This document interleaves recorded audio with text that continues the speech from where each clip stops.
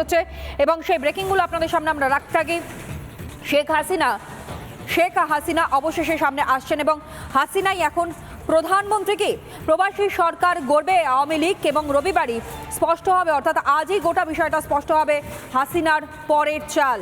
হাসিনার সম্পর্কিত বিস্ফোরক তথ্য সামনে আসতেও চলেছে, তার বক্তব্য এবং বক্তব্যের প্রেক্ষিতে কোন কোন দাবি ওঠে এবং কি ঘটনা সেই দিন ঘটেছিল।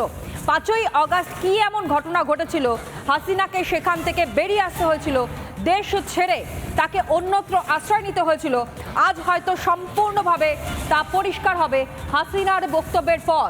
যে ভার্চুয়ালি বক্তব্য শেখ হাসিনা তিনি এই দেশ ছাড়ার পর আজ প্রথম রাখতে চলেছেন, হয়তো সেই সমস্ত বিষয় আজ আরও পরিষ্কার হবে, আরও স্পষ্ট হবে।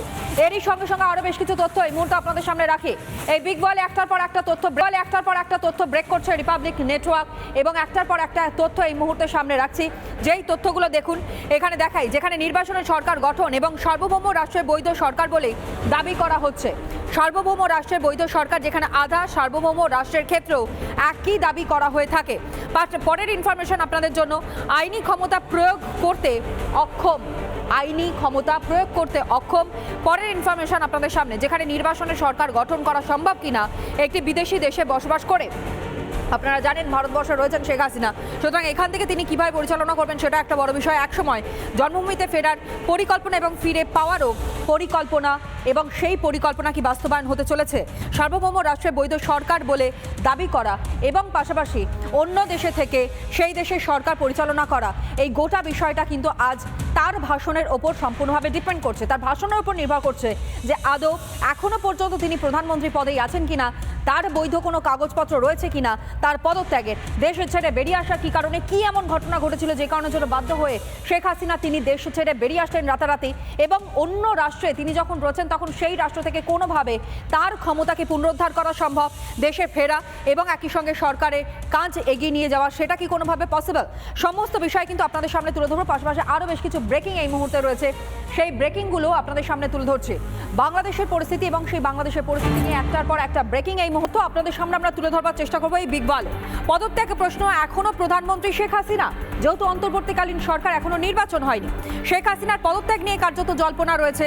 এর সঙ্গে আপনাদেরকে জানাই, প্রধানমন্ত্রী পদত্যাগের কোনো নথি নেই, কোনো বৈধ নথি নেই। এমন একটা দেশ, প্রধানমন্ত্রী পরিবর্তন হয়ে যাচ্ছে কিন্তু কোনো নথি নেই, নির্বাচন নেই, অন্তর্বর্তীকালীন সরকার, তারও কোনো লিখিত প্রমাণ নেই, লিখিত কোনো প্রমাণই নেই। বাংলাদেশের রাষ্ট্রপতির দাবিতে কার্যত বিতর্ক দানা বেঁধেছে। তার প্রেক্ষিতে দাঁড়িয়ে একটা বিষয় তাহলে স্পষ্ট, এখনই কি শেখ হাসিনা তিনি প্রধানমন্ত্রী পদে রয়েছেন? রাষ্ট্রপতিকে মিথ্যাচারী বলে আক্রমণ করা হয়েছে। রাষ্ট্রপতি তিনি নাকি মিথ্যে কথা বলছেন, বাকি সবাই সত্যবাদী এবং তারা সত্যি কথা বলছেন। তো আইনি উপদেষ্টা আসিফ নজরুলের, তিনি স্পষ্ট করে বলছেন, আইনি উপদেষ্টা আসিফ নজরুলের তোপ দাগছেন তিনি কার্যত। রাষ্ট্রপতি তিনিও নাকি করাপ্টেড, অথচ যে সরকার, যে অন্তর্বর্তীকালীন সরকার আমলে এই অত্যাচার হচ্ছে, তারা ভালো, তারা সভ্য সমাজের মানুষ। তোপ আইনি উপদেষ্টার এবং পদত্যাগ প্রশ্ন, যেটা নিয়ে ইতিমধ্যেই জল্পনা দানা বেঁধেছে, তার কারণ কোনো বৈধ প্রমাণ, কোনো বৈধ নথি পর্যন্ত নেই। সুতরাং এর প্রেক্ষিতে দাঁড়িয়ে একটা বিষয় স্পষ্ট, তাহলে হাসিনা এখনো পর্যন্ত কি বাংলাদেশের প্রধানমন্ত্রী পদেই রয়েছেন? অবশ্যই এরই সঙ্গে সঙ্গে আরো বেশ কিছু তথ্য আপনাদের সামনে। নানা ধরনের কন্টেন্ট দেখার জন্য লাইক করুন, শেয়ার করুন আমাদের ফেসবুক পেজ, সাবস্ক্রাইব করুন আমাদের ইউটিউব চ্যানেল। পাশাপাশি অন্যান্য ব্রেকিং নিউজের জন্য অবশ্যই চোখ রাখুন রিপাবলিক বাংলায়।